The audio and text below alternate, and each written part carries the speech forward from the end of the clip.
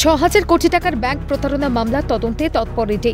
বৃহস্পতিবার সাত সকালে কেন্দ্রীয় বাহিনীর জওয়ানদের সঙ্গে নিয়ে হাওড়া শিবপুরের একটি আবাসনে পৌঁছে যান ইডির আধিকারিকরা।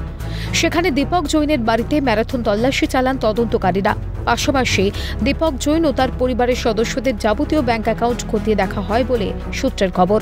সেই সঙ্গে কোনো বেআইনি লেনদেন হয়েছে কিনা তাও খতিয়ে দেখেন ইডি আধিকারিকরা।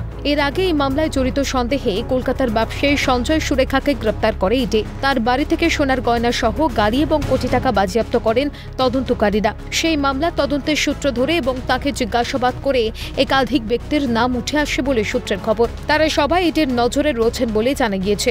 জানা যায় সঞ্জয় সুরেখার একাধিক সংস্থা রয়েছে, তার মধ্যে একটি সংস্থার ডিরেক্টর পদে রয়েছেন দীপক জৈন। সেই দীপক জৈনের বাড়িতেই বৃহস্পতিবার তল্লাশি চালান ইডি আধিকারিকরা। दीपक जैन जी हमारे कॉम्प्लेक्स में रहते हैं, बस उतना ही मालूम है कि इस कॉम्प्लेक्स में रहते हैं। कोई कंपनी में जॉब करते हैं। डायरेक्टर है क्या? वो मालूम नहीं, जॉब करते हैं। हाँ, एज एम्प्लॉय हम लोग जानते हैं कि वो एक कंपनी में काम करते हैं। कितना दिन रहता है यहाँ पे? बहुत साल हो गए, 18-20 साल हो गए। 20 साल से रहते हैं यहाँ पर।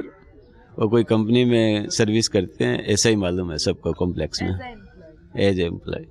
কলকাতার স্বনামধন্য ব্যবসায়ী সঞ্জয় সুরেখাকে গ্রেফতার করেছে এনফোর্সমেন্ট ডিরেক্টরেটের আধিকারিকরা। তার বাড়ি থেকে সোনার গয়না সহ গাড়ি এবং কোটি টাকা বাজেয়াপ্ত করে তদন্তকারী আধিকারিকরা। এবং সেই মামলার সূত্র ধরেই এবং তাকে জিজ্ঞাসাবাদ করে আরও বেশ কয়েকজনের নাম উঠে আসে। কারণ এই যে কনকাস্টিং স্টিলের একাধিক জায়গায় কিন্তু সংস্থা রয়েছে এবং সেই সংস্থার যারা ডিরেক্টররা রয়েছে তারা কিন্তু ইডির নজরে রয়েছে। এবং এই মামলার তদন্ত ধরে ইতিমধ্যে তদন্তকারী আধিকারিকরা তারা পৌঁছেছে হাওড়া শিবপুরে।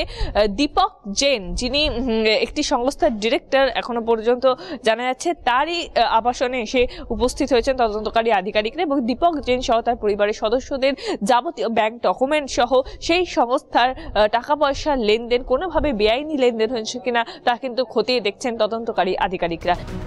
অন্যদিকে এই মামলার তদন্তে বেহালার 38 নম্বর এসএন রায় রোডের একটি ফ্ল্যাটেও হানা দেয় ইডি আধিকারিকরা। সেখানে ব্যবসায়ী বিপিন কেডিয়ার ফ্ল্যাটে তল্লাশি চালানো হয় বলে সূত্রের খবর। ব্যাংক প্রতারণা মামলার তদন্তে ইডির এই সক্রিয়তায় আগামী দিনে আর কি তথ্য উঠে আসে সেদিকেই নজর রাজ্যবাসীর।